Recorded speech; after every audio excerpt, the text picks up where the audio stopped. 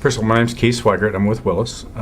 Reason I came to the conference was on the voluntary product side. That's kind of what I head up out of our office, but there's a lot of changes with the economics and everything else out there, and just trying to get a better handle on ideas maybe that I can learn from here that we can take with us. And we are struggling with going to that worksite marketing type product. We've done more with the group platform. So anyway, just trying to get some more knowledge out of that to expand it. An easy way to explain voluntary products, basically it's a way to avoid direct costs for the employer. I never say there's no cost, because there is administration, payroll deduction and such. But it's a way to provide that employee with products maybe they can't get on their own, and do that through the payroll deduction. Well, kind of the same thing. I mean, they were not able to purchase those products usually on their own, or if they are, there could be underwriting requirements that are more stringent. But mainly it's just a way for them to get something on a group chassis or an individual chassis that the employer's giving them ways to purchase that through payroll deduction. Because employees basically writing a check is a lot harder to do. If it's out of that payroll deduction slot, it's just a lot easier for that employee to sign up for the coverage. One of the critical parts to voluntary benefits right now, I think, is employers are looking for ways to cut costs. But at the same time, they can't really afford to cut benefits.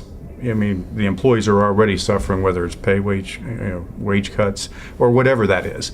But they've got to look for ways to expand their benefit program. At the same time, they're just trying to afford the costs they have for the major health. Major health coverages have gone up substantially, and there's no way they can absorb that and still pass on additional benefits. Clients I have are actually looking, if they had an employer-paid dental plan, they're looking at doing away with that and making it voluntary for their employee. Because it just depends on where their shortfalls are on their benefit package. I mean, if they have no disability coverage, I would probably say that's probably the most important. Whereas if they have a small basic or employer-paid life coverage, that might be more important. It just depends on where their benefit package is, what I'm going to say is more important. What I will say that's come out recently that I think has become more important, or a new product, would be the critical illness. And that's because of the higher deductibles. I know it's not going to cover everything, but usually there's 6 or 7 places that it's going to cover, that if an employee gets caught in that situation, there is a way to help cover those costs. Well, the voluntary benefits, I see it growing, but we've been talking about that for probably the last 10 years, how it's going to grow. I don't think that's going to change.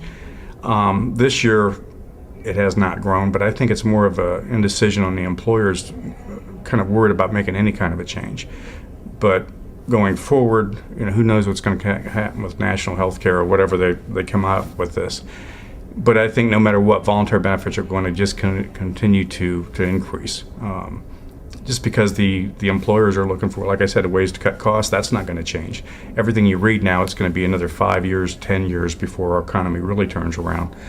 So I think it's going to grow and just keep on growing. Maybe more than what we even thought in the last 5 or 10 years.